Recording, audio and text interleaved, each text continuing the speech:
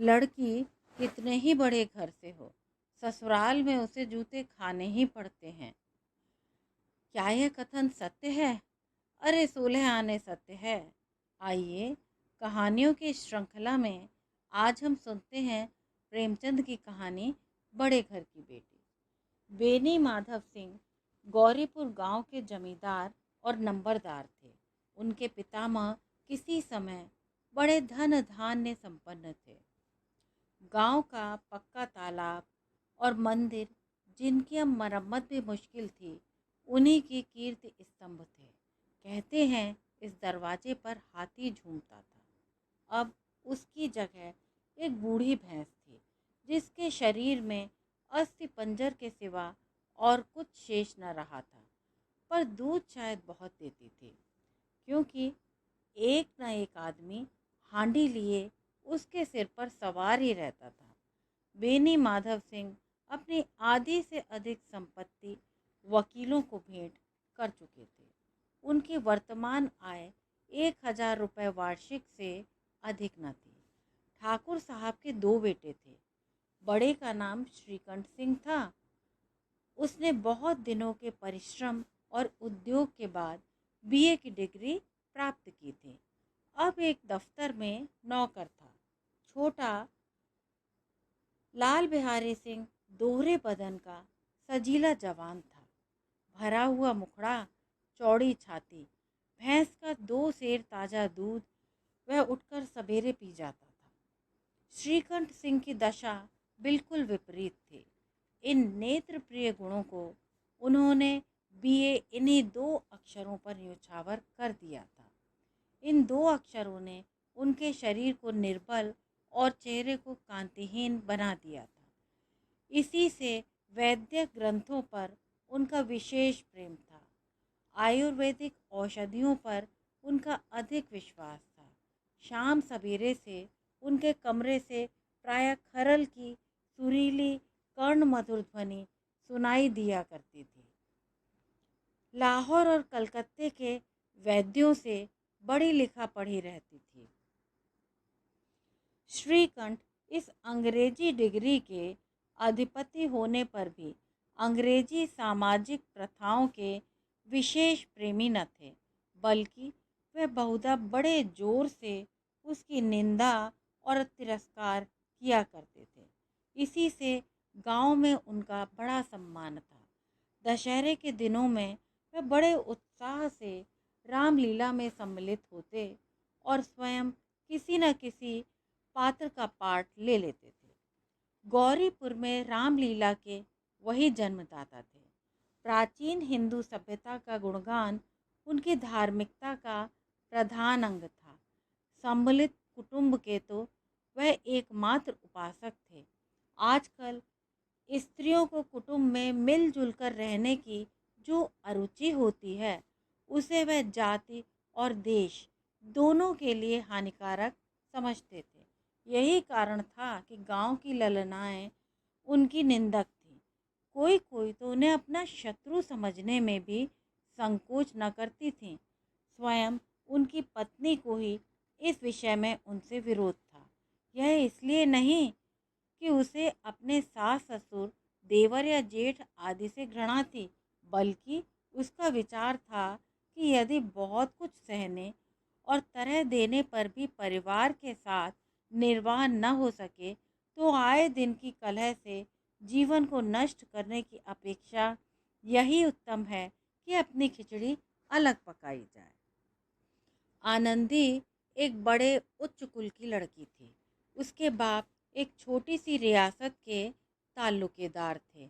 विशाल भवन, एक हाथी, 3 कुत्ते, बाज, बहरी शिकरे, झाड़ फानूस, ऑनरेरी मजिस्ट्रेटी और ऋण, जो एक प्रतिष्ठित ताल्लुकेदार के भोग्य पदार्थ हैं, सभी यहाँ विद्यमान थे।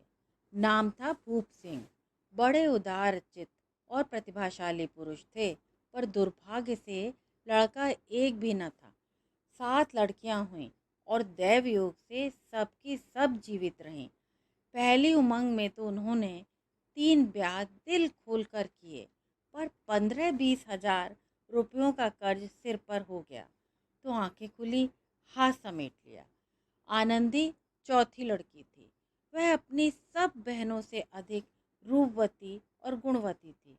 इससे ठाकुर भूप सिंह उसे बहुत प्यार करते थे। सुंदर संतान को कदाचित उसके माता पिता भी अधिक चाहते हैं। ठाकुर साहब बड़े धर्म संकट में थे कि इसका विवाह कहाँ करें। न तो यही चाहते थे कि ऋण का बोझ और बढ़े, और न यही स्वीकार था कि उसे अपने को भाग्यहीन समझना पड़े। एक दिन श्रीकंठ उनके पास किसी चंदे का रुपया मांगने आया।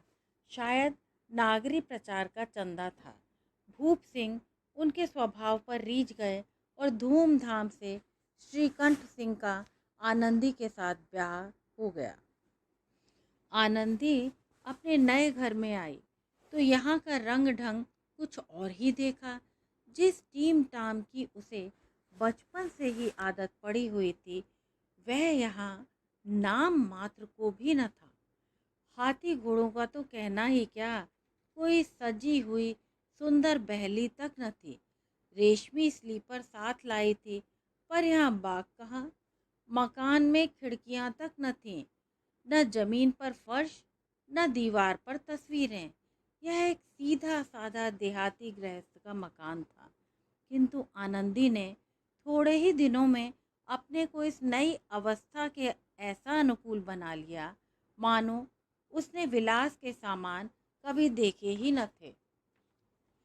एक दिन दोपहर के समय लाल बिहारी सिंह 2 चिड़िया लिए हुए आया और भावत से बोला, जल्दी से पका दो, मुझे भूख लगी है। आनंदी भोजन बनाकर उसकी राह देख रही थी। अब वह नया व्यंजन बनाने बैठी। हांडी में देखा तो घी पाव भर से अधिक न था। बड़े घर की बेटी किफ़ायत क्या जाने, उसने सब घी मांस में डाल दिया। लाल बिहारी खाने बैठा तो दाल में घी न था। बोला, दाल में घी क्यों नहीं छोड़ा? आनंदी ने कहा, घी सब मांस में पड़ गया। लाल बिहारी जोर से बोला, अभी परसों घी आया है, इतनी जल्दी उठ गया? आनंदी ने उत्तर दिया, आज तो कुल पाव भर रहा होगा, वह सब मैंने मांस में डाल दिया। जिस तरह सूखी लकड़ी जल्दी से जल उठती है, उसी तरह क्षुधा से बावला मनुष्य जरा जरा सी बात पर तिनक जाता है। लाल बिहारी को भावत की यह ढिठाई बहुत बुरी मालूम हुई। तिनक कर बोला, मैके में तो चाहे घी की नदी बहती हो, स्त्री गालियां सह लेती है, मार भी सह लेती है, पर मैके की निंदा उससे सही नहीं जाती। आनंदी मुंह फेर कर बोली, हाथी मरा भी तो 9 लाख का, वहाँ इतना घी नित्य नाई कहार खा जाते हैं। लाल बिहारी जल गया, थाली उठाकर पलट दी और बोला, जी चाहता है जीप पकड़कर खींच लूं। आनंदी को भी क्रोध आ गया, मुंह लाल हो गया। बोली, वह होते तो आज इसका मजा चखाते। अब अपड़ उजड़ ठाकुर से न रहा गया। उसकी स्त्री एक साधारण जमींदार की बेटी थी। जब जी चाहता उस पर हाथ साफ कर लिया करता था। खड़ाऊ उठाकर आनंदी की ओर जोर से फेंकी और बोला, जिसके गुमान पर भूली हुई हो उसे भी देखूंगा और तुम्हें भी। आनंदी ने हाथ से खड़ाऊ रोकी, सिर बच गया, पर उंगली में बड़ी चोट आई। क्रोध के मारे हवा से हिलते पत्ते की भांति कांपती हुई अपने कमरे में आ खड़ी हुई। स्त्री का बल और साहस, मान और मर्यादा पति तक है। उसे अपने पति के ही बल और पुरुषत्व का घमंड होता है। आनंदी खून का घूंट पीकर रह गई। श्रीकंठ सिंह शनिवार को घर आया करते थे। बृहस्पतिवार को यह घटना हुई थी। 2 दिन तक आनंदी को भवन में रही। न कुछ खाया न पिया, उनकी बाट देखती रही। अंत में शनिवार को वह नियमानुसार संध्या के समय घर आए और बाहर बैठकर कुछ इधर उधर की बातें, कुछ देश काल संबंधी समाचार तथा कुछ नए मुकदमों आदि की चर्चा करने लगे। यह वार्तालाप 10 बजे रात तक होता रहा। गांव के भद्र पुरुषों को इन बातों में ऐसा आनंद मिलता था कि खाने पीने की भी सुध न रहती थी। श्रीकंठ को पिंड छुड़ाना मुश्किल हो जाता था। ये 2-3 घंटे आनंदी ने बड़े कष्ट से काटे। किसी तरह भोजन का समय आया, पंचायत उठी, एकांत हुआ तो लाल बिहारी ने कहा, भैया आप जरा भाभी को समझा दीजिएगा कि मुंह संभाल कर बातचीत किया करें, नहीं तो एक दिन अनर्थ हो जाएगा। बेनी माधव सिंह ने बेटे की ओर से साक्षी दी, हाँ बहू बेटियों का यह स्वभाव अच्छा नहीं कि मर्दों के मुंह लगे। लाल बिहारी, वह बड़े घर की बेटी है तो हम भी कोई कुर्मी कहार नहीं है। श्रीकंठ ने चिंतित स्वर से पूछा, आखिर बात क्या हुई? लाल बिहारी ने कहा, कुछ भी नहीं, यूं ही आप उलझ पड़ी। मैके के सामने हम लोगों को कुछ समझती ही नहीं। श्रीकंठ खा पीकर आनंदी के पास गए। वह भरी बैठी थी। यह हजरत भी कुछ तीखे थे। आनंदी ने पूछा, चित्त तो प्रसन्न है? श्रीकंठ बोले, बहुत प्रसन्न है। पर तुमने आजकल घर में यह क्या उपद्रव मचा रखा है? आनंदी की त्योरियों पर बल पड़ गए। झुंझलाहट के मारे बदन में ज्वाला सी दहक उठी। बोली, जिसने तुमसे यह आग लगाई है उसे पाऊं तो मुंह झुलस दूं। श्रीकंठ, इतनी गर्म क्यों होती हो? बात तो कहो। आनंदी, क्या कहूँ, यह मेरे भाग्य का फेर है। नहीं तो गंवार छोकरा जिसको चपरासगिरी करने का भी शऊर नहीं, मुझे खड़ाओं से मारकर यूं ना करता। श्रीकंठ, सब हाल साफ साफ कहो तो मालूम हो, मुझे तो कुछ पता नहीं। आनंदी, परसों तुम्हारे लाडले भाई ने मुझसे मांस पकाने को कहा। घी हांडी में पाव भर से अधिक न था। वह सब मैंने मांस में डाल दिया। जब खाने बैठा तो कहने लगा, दाल में घी क्यों नहीं है? बस इसी पर मेरे मैके को बुरा भला कहने लगा। मुझसे न रहा गया। मैंने कहा कि वहाँ इतना घी तो नाई कहार खा जाते हैं और किसी को जान भी नहीं पड़ता। बस इतनी सी बात पर इस अन्यायी ने मुझ पर खड़ाऊं फेंक मारी। यदि हाथ से न रोक लूं तो सिर फट जाए। उसी से पूछो, मैंने जो कहा है वह सच है या झूठ? श्रीकंठ की आंखें लाल हो गईं। बोले, यहाँ तक हो गया इस छोकरे का साहस? आनंदी स्त्रियों के स्वभावानुसार रोने लगी, क्योंकि आंसू उनकी पलकों पर रहते हैं। श्रीकंठ बड़े धैर्यवान और शांत पुरुष थे। उन्हें कदाचित ही कभी क्रोध आता था। स्त्रियों के आंसू पुरुषों की क्रोधाग्नि भड़काने में तेल का काम कर देते हैं। रात भर करवटें बदलते रहे। उद्विग्नता के कारण पलक तक नहीं झपकी। प्रातःकाल अपने बाप के पास जाकर बोले, दादा अब इस घर में मेरा निबाह न होगा। इस तरह की विद्रोहपूर्ण बातें कहने पर श्रीकंठ ने कितनी ही बार अपने कई मित्रों को आड़े हाथों लिया था, परंतु दुर्भाग्य आज उन्हें स्वयं वे ही बातें अपने मुंह से कहनी पड़ी। दूसरों को उपदेश देना भी कितना सहज है। बेनी माधव सिंह घबरा उठे और बोले, क्यों? श्रीकंठ, इसलिए कि मुझे भी अपना मान प्रतिष्ठा का कुछ विचार है। आपके घर में अब अन्याय और हठ का प्रकोप हो रहा है। जिनको बड़ों का आदर सम्मान करना चाहिए वे उनके सिर चढ़ते हैं। मैं दूसरे का नौकर ठहरा, घर पर रहता नहीं। यहाँ मेरे पीछे स्त्रियों पर खड़ाऊं और जूतों की बौछारें होती हैं।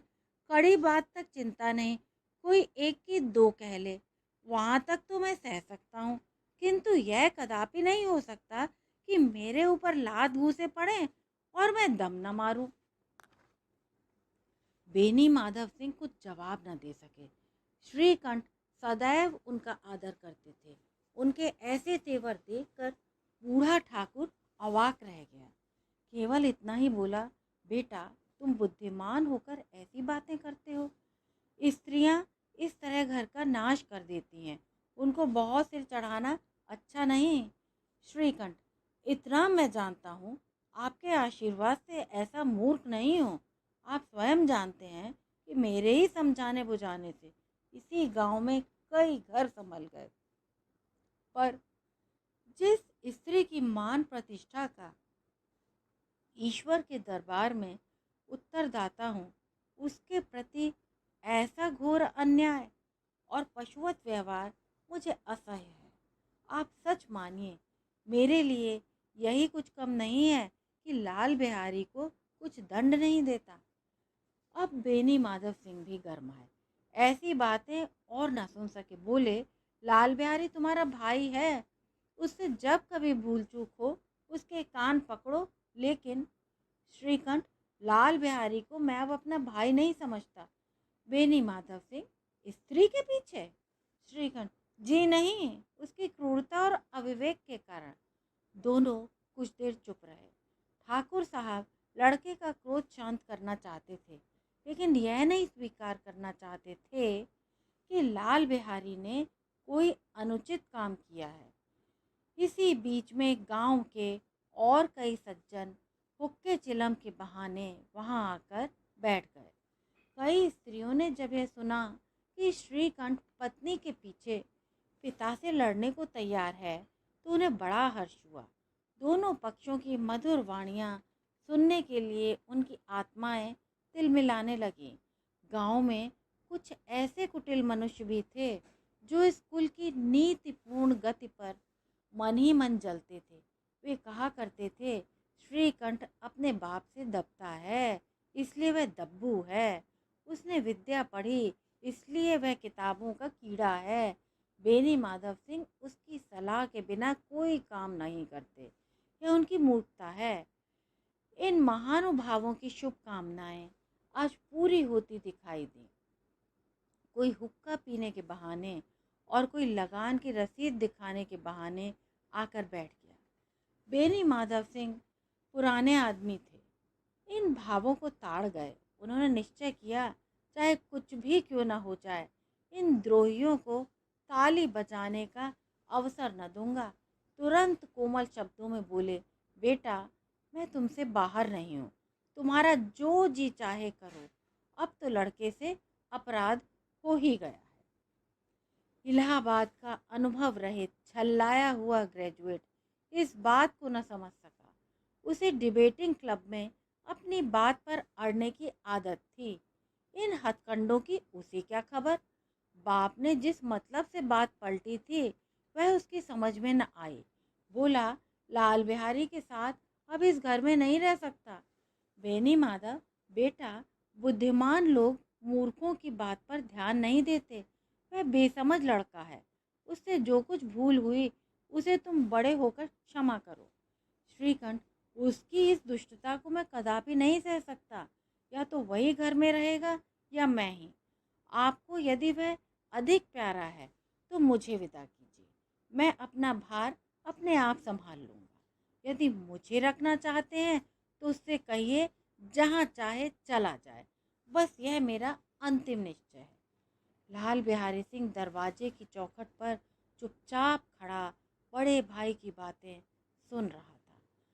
वह उनका बहुत आदर करता था। उसे कभी इतना साहस न हुआ था कि श्रीकंठ के सामने चारपाई पर बैठ जाए, हुक्का पी ले या पान खा ले। बाप का भी वह इतना मान करता था, श्रीकंठ का भी उस पर हार्दिक स्नेह था। उन्होंने कभी उसे घुड़का तक न था। जब वह इलाहाबाद से आते तो उसके लिए कोई न कोई वस्तु अवश्य लाते। मुगदर की जोड़ी उन्होंने ही बनवा कर दी थी। पिछले साल जब उसने अपने से जोड़े जवान को नाग पंचमी के दिन दंगल में पछाड़ दिया तो उन्होंने पुलकित होकर अखाड़े में ही जाकर उसे गले से लगा लिया था। 5 रुपए के पैसे लुटाए थे। ऐसे भाई के मुंह से आज ऐसी हृदय विदारक बात सुन लाल बिहारी को बड़ी ग्लानि हुई। वह फूट फूट कर रोने लगा। इसमें संदेह नहीं कि अपने किए पर पछता रहा था। भाई के आने से एक दिन पहले से उसकी छाती धड़कती थी कि देखो भैया क्या कहते हैं, मैं उनके सम्मुख कैसे जाऊंगा, उनसे कैसे बोलूँगा, मेरी आंखें उनके सामने कैसे उठेंगी। उसने समझा था भैया मुझे बुलाकर समझा देंगे। इस आशा के विपरीत आज उसने उन्हें निर्दयता की मूर्ति बने हुए पाया। वह मूर्ख था, परंतु उसका मन कहता था कि भैया मेरे साथ अन्याय कर रहे हैं। यदि श्रीकंठ उसे अकेले में बुलाकर दो चार बातें कह देते, अरे इतना ही नहीं, दो चार तमाचे भी लगा देते तो कदाचित उसे इतना दुख ना होता। पर भाई का यह कहना कि अब मैं इसकी सूरत नहीं देखना चाहता, लाल बिहारी से सहा ना गया। वह रोता हुआ घर आया, कोठरी में जाकर कपड़े पहने, आंखें पोंछी, जिससे कोई यह ना समझे कि रोता था। तब आनंदी के द्वार पर आकर बोला, भाभी, भैया ने निश्चय किया है कि वह मेरे साथ इस घर में न रहेंगे। अब वह मेरा मुंह नहीं देखना चाहते, इसलिए अब मैं जाता हूँ। उन्हें फिर मुंह न दिखाऊंगा। मुझसे जो कुछ अपराध हुआ है उसे क्षमा करना। यह कहते कहते लाल बिहारी का गला भर आया।